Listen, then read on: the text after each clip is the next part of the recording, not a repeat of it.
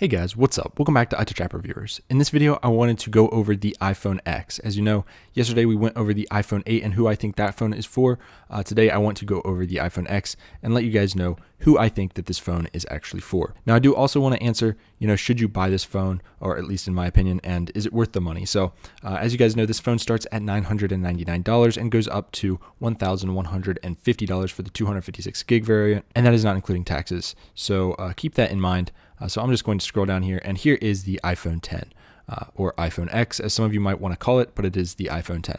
So full edge-to-edge screen, OLED, looks really good, highest pixel density on any phone that Apple has made. So that is definitely a plus. So let's go ahead and see what's different between this and the iPhone 8. So it's all screen. Yes, we know that. It's very futuristic. I really do like the design. So this phone is an all-glass front and an all-glass back, and then the sides are stainless steel. So it creates kind of an illusion that it's seamless all the way around when you kind of look at it from a side profile, which I'm sure they have pictures of here in a minute. But it is a really nice, elegant, and premium look. I do really like this. A lot of people complain about the notch still, but again, it's not really that big of a deal in my opinion. No, it's not the greatest looking thing, but where are they going to put all these sensors? I mean, if they cut out, a straight bar all the way across, I still don't think that would look that good either. That's personal preference. Now, one thing that's really cool about this phone and this display is that it has a 1,000,000:1 contrast ratio, which is far higher than any other iPhone. I think the iPhone 8 is going to have a 14,000:1 ratio. So 1,000,000:1 is it just blows it out of the water. And again, down here, they are touting the water and dust resistance. But to be honest, it's pretty much the same as it was last year, I believe. I think it's just IP67. So I don't know why they're showing that, but again, the iPhones of last year, the iPhone 7 and stuff, has had really decent water resistance, so that's definitely a plus there. So here's a bit of information about the gestures. So like going home, you have to swipe up from the bottom. To get to your multitask pane, you have to swipe up and then kind of hold it. That does kind of really change the way that you use your phone. I mean, everyone for the past 10 years has been pressing the home button to go home for their phones. So what I think they could have done is maybe just put something down here, not a home button like on the screen, but just press the phone, where the home button should be, and it would take you home. But that doesn't show up as well on video. So I feel like they kind of made this swipe gesture just so that they could show it off. Let's see if it'll do it again. Nope, guess not. But yeah, so I think the Note 8 actually does this, where you just kind of press like a normal home button right here on the screen and it acts like a home button. It kind of vibrates a little bit. I think Apple could have done that really well, but again, they didn't. So Face ID, very controversial topic. I think it's going to be nice, once people get used to it. I don't think it's going to work as well as everyone thinks it will work, right off the bat, but I think it will get better. This is something that the other phones do not have. And honestly, if they keep going forward with this, this is going to become the main way to unlock your devices. Ooh, from this angle, it kind of looks like an Apple Watch right here. Anyway, so I think that the future Macs might employ this as well as, the rest of the phones moving on. But I do also kind of think that Apple is trying to get that Touch ID under the display. I still feel like next year's model might have that, which kind of worries me. I don't really want to pay $1,200 for a phone that's going to be bested next year with Touch ID, because Touch ID is a very crucial thing for me. I really like Touch ID. So Face ID has to work, or else this is going to be a waste of money for a lot of people. And I'm pre-ordering this, so I'm going to be one of the guinea pigs, the beta testers, I guess. So a lot of you guys, you might want to wait to get this phone. Even if you do really want it, maybe wait. The problem is if you do wait, it could get really back ordered if this thing works the right way.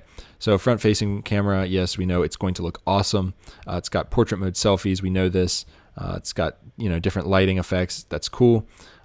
It's got animojis. This is something that the other phones don't have because it doesn't have that true depth camera, so it can't accurately track your face. So that's something that's cool as well. Dual 12 megapixel cameras. Now, this is something the 8 Plus does have. It does have dual cameras. Both of these cameras have OIS, so they are going to be very stable even for the 2x zoom or whatever. So it's got that on the telephoto lens as well, whereas the 8 Plus does not have that. But again, really nice sensors here. Dual OIS, which I just mentioned. What else do we got? Optical zoom, we already know about that. The A11 chip, which is in the iPhone 8 and 8 Plus, it is crazy fast. So definitely something that a lot of people are going to want to have in their phone. It says it's got machine learning to learn your face if you change.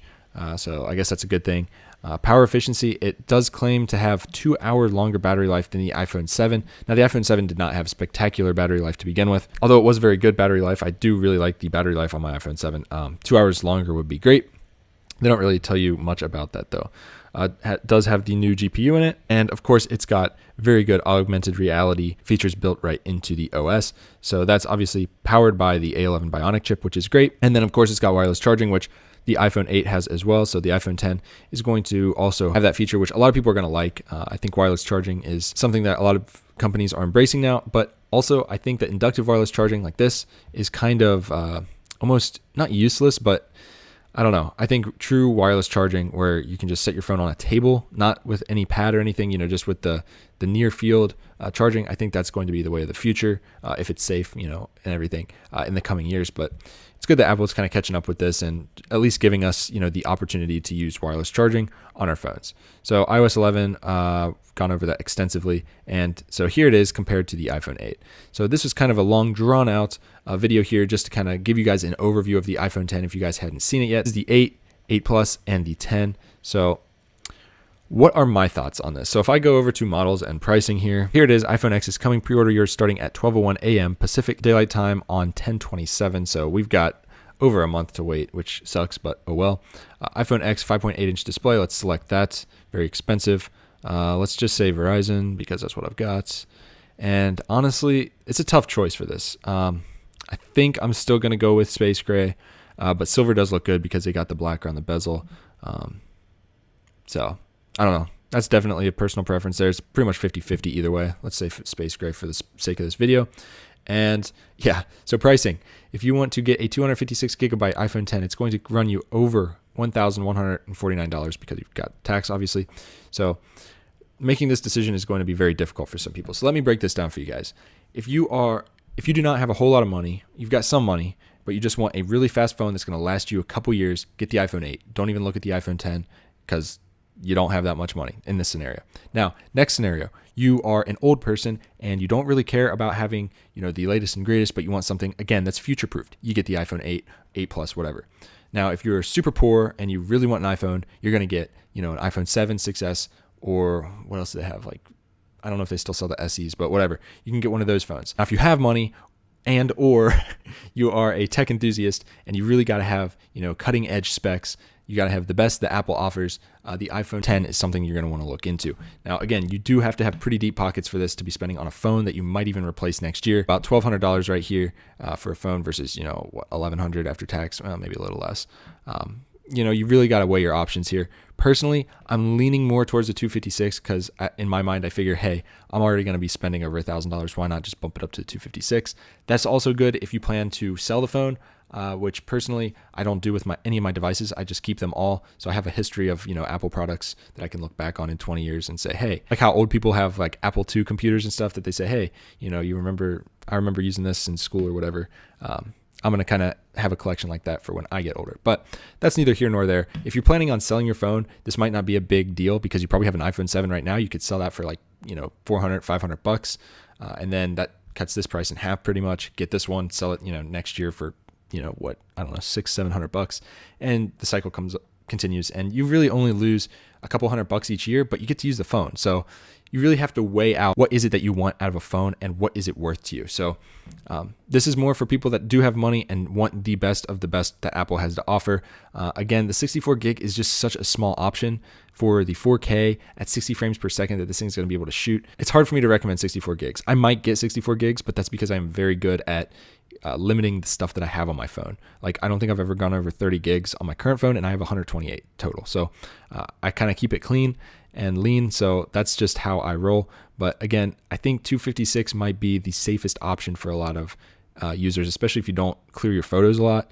That's one of the biggest hogs that I see on people's phones. They say, oh, I'm running out of space. Yeah, clear out your 12,000 pictures and you'll be set. I'm leaning towards the 256, but for you guys as a general recommendation, I would say if you're going to spend the money on the iPhone 10, may as well just get the 256. I mean, if you're that inclined to have something that expensive, just pay the extra $150. But that's just my opinion on it. Of course, you guys drop down below in the comment section what you guys are planning to get. If you're getting the iPhone 8, iPhone 8 Plus, iPhone 10, or none of the above, and let me know what you guys think. So yeah, I think a lot of people are holding off on the iPhone 8 and are instead waiting for the iPhone 10 to be released, especially before they even make a decision.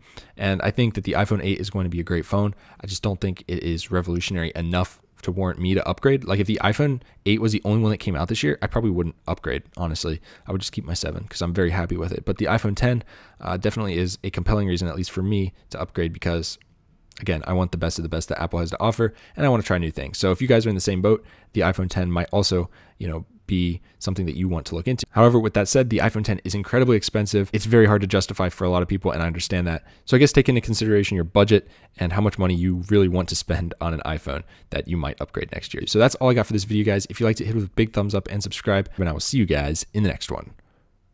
Peace.